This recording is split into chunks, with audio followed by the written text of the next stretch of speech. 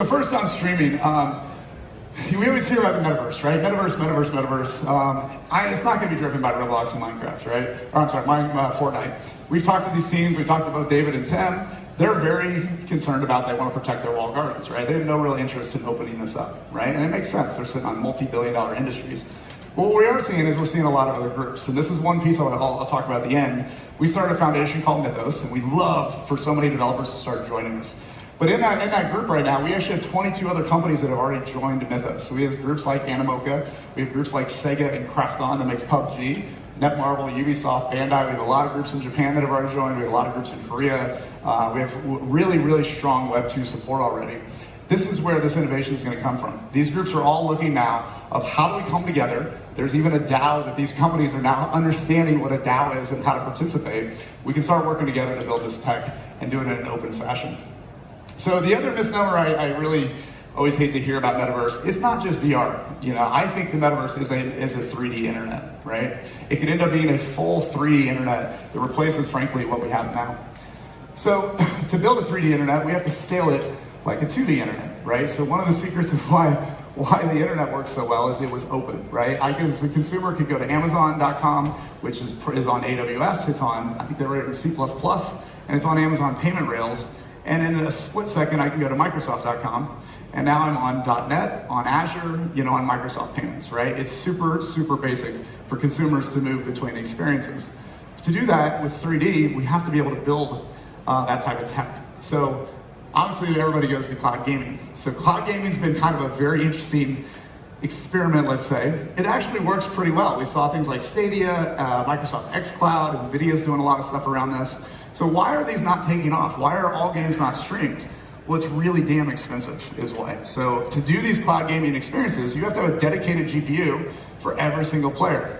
So every game has a dedicated GPU in the cloud to render that and output the game. Well, there's some other few techs out there right now, crypto mining, generative AI, ChatGPT, all these types of models now that are eating these GPUs up. And the average cost right now is about $2 an hour. So if you took this to Fortnite, when they launched the Travis Scott concert, they had 12.3 million concurrent players on just the first viewing alone. That cost them a whopping $25 million an hour to run this on cloud streaming. It's just not feasible. So we found a company a couple years ago called Polystream, and Polystream was kind of the original, kind of the OG of streaming. They built the OnLive system about a decade ago. And they came up with a different tech. So instead of using cloud GPUs, they basically take the draw call information, I won't get too technical here, they take the draw call information out of the game engines, they run it through machine learning, they compress that data, and then they fire that to the local machine, your local PC, Mac, or mobile, and they inject the data directly into the graphics card. So they use the local graphics card to do this. It works. It's very cool to see. So we actually acquired the company. They hit a financial wall. We bought the company outright, so we now own this tech. So in the last year, we've done two things with this tech, which is really interesting. One is we've been testing it against our first game called Blanco's Block Party. Now that's a Unity-based game, about 8 gigabytes to download. So if you wanted to get in that game, you're downloading 8 gigabytes, you're waiting for that to go. And we wanted to see how efficient could we make that. Well, we've been able to drop that install from 8 gigabytes down to 5 megabytes. So, and you only have to install it one time. So once you have that installed, you can install it in literally less than 10 seconds. You can be in that game, full high definition game, full 60 frames a second. And the most amazing part is we've now got that running to where this game takes less bandwidth than Netflix. So if you can stream Netflix movie, you can stream the game. So this has been a huge, huge endeavor for us. We got it down to about 3 or 4 megabits a second. So now we kind of got this working, and our cost structure is literally 4%. So I think we can do this for, you know, right now it's probably about 20 cents per hour, so it's about a 90% discount to cloud streaming. But we think we can get this to possibly even down into the penny range. So it's starting to work. We can start doing some cool stuff with this. So the next piece is we wanted to challenge the team and say, hey, build us something you couldn't do without it, right? So again, everybody talks about metaverse. We're like, well, let's show our version of what we think metaverse could look like. So we built a demo called Portals, and we've actually never showed this demo publicly before, but I thought I'd share it today. So what this is going to show you is you're going to see our game, you're going to see our Blankos game in Unity.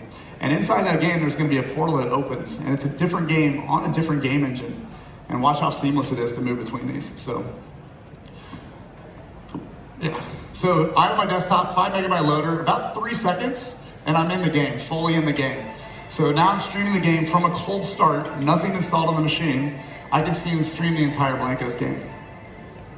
So as I go into the game, high definition, 1080p, running through this about 3 or 4 megabits a second. So as I'm running through this junction here, we added a little demo into this called Portals.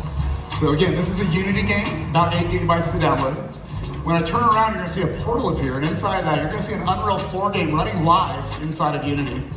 But not only that, I can walk through that portal, and I'm instantly in the other game and controlling that game. So I literally walk from one game to another game, from a different one game engine to another game engine completely seamlessly. So now I'm in Unreal 4, I'm running around. We even kind of play around with interoperability. You'll see the Billy Bones jacket. I'm now in Unreal 4. I see a Unity game running. It's a Lego style game running in the background here. I can walk up to this portal, you can see it running. I'm gonna run through that portal, and I'm in a third game. Nothing installed on this machine. So I've literally moved from company to company without ever installing anything on my local machine. So we think this is really, really cool, right? So why is this pretty interesting? Well, I think you start connecting companies together. Also, I think web3 becomes really, really critical because that becomes your identity.